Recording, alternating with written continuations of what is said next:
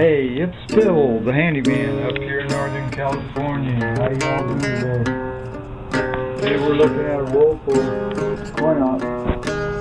This one actually is not spinning well.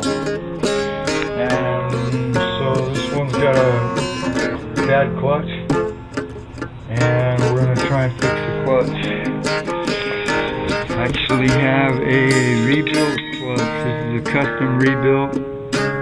This is a custom bill rebuild. And so we're going to put that in. There's the disconnect right there for that. And gotta be careful with this capacitor because these capacitors can sometimes fall apart when you're trying to take them apart, those wires. So what I'm going to do is I'm just going to disconnect the motor rather than try and pull these off, because we don't want to waste that.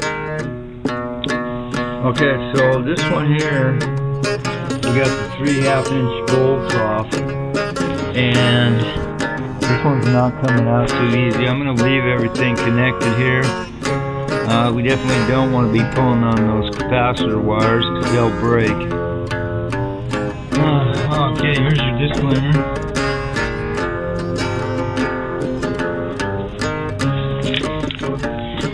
And so basically what we have to do is we have to lube that shaft, the transmission shaft, from the inside, on the top, and start yanking on it, try and pull it out. It's stiff in there right now, and it's not going to want to come out too easy.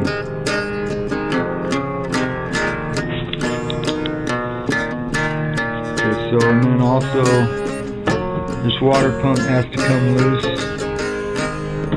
These two clips hold it on. Two clips, one on the top and one on the bottom. Okay, so this one, it's not coming out too easy. Got the Super Tech. I'm going to have to spread a little on that shaft, and then work it back and forth. Worst comes to worst, I could pound on that shaft a little bit as it's tilted back. What is it, model number?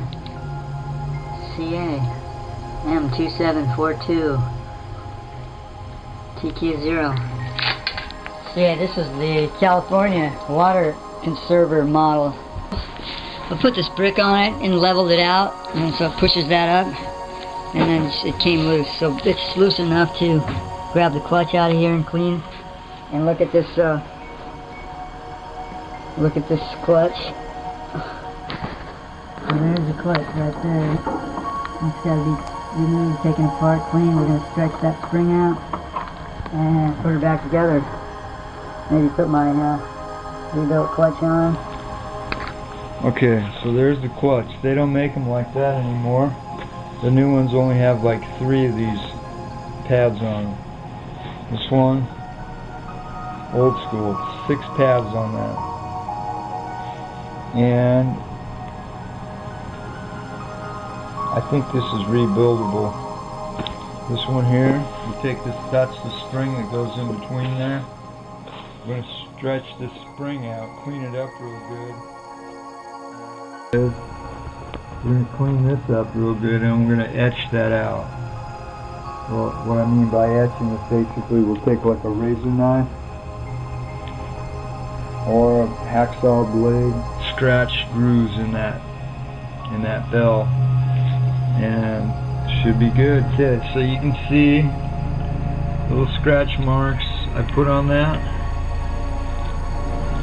And then this one here, cleaned it up pretty good. I actually used a Scotch-Brite and put some up and down grooves in. I just take the razor knife, make some up and down grooves in it. Make sure it's clean, no grease. Put it all back together. Should be good. Okay, so quick tip here, I always lube that put a little lube there. See anything really rusty, you want to put some lube on it. It's all back together. Now, if your machine clunks when it stops,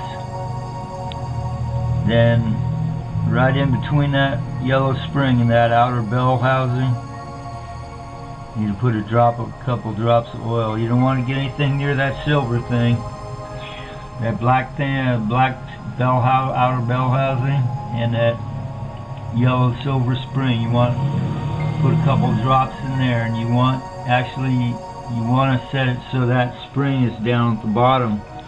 That's basically a brake. It's kind of like a brake pad right there. That area gets rusty sometimes. It will stop abruptly and cause a clunk.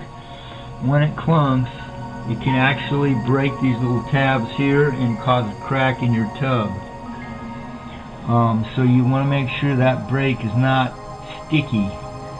The sticky brake is normally characterized by the clunking sound when the machine stops.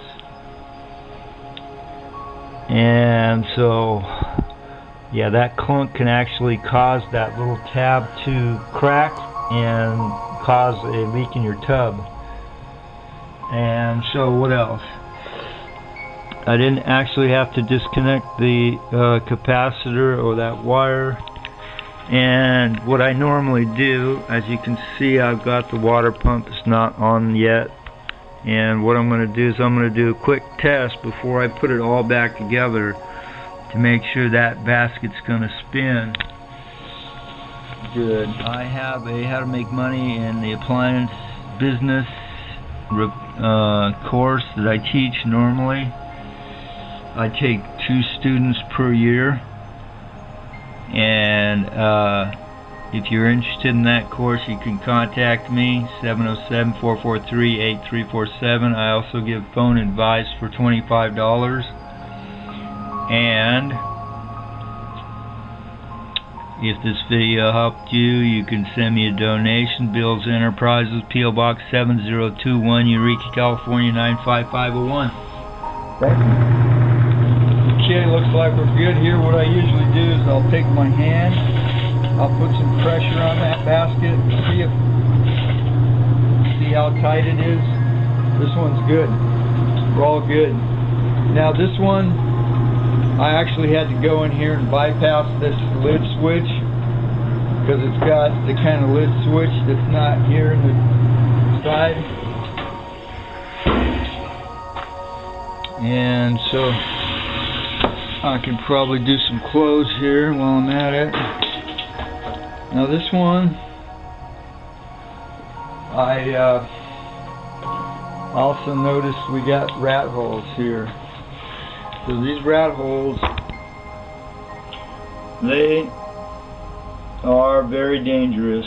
We could get a rat eating this water hose, and then we'd have water flooding in here. No one would know till next time someone comes in the room.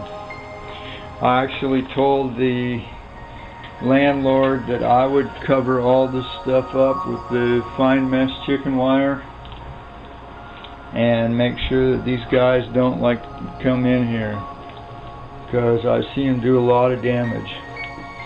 And I also do that as well, but she didn't want to do it, so we're just gonna wait and see, I guess. And that's your pool tip for today. But let's do this. Okay, so this agitator basically has a 7/16 bolt in the center of it. And if you leave the top connected to the bottom, it's easier that way.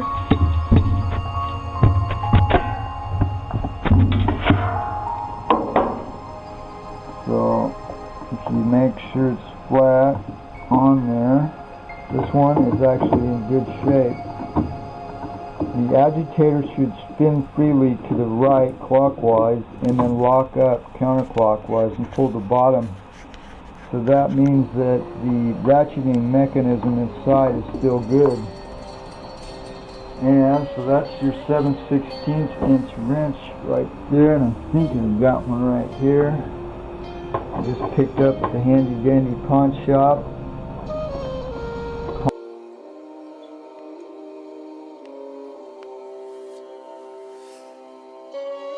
Humboldt Trade and Pawn, check them out. Can't beat those deals over there, guys. I'm not sponsored, but they're just nice people. And I bought my truck from one of the employees over there, so that's why I'm talking about Humboldt Trade and Pawn. They probably have a website as well. Anyway, talking too much, not enough business here.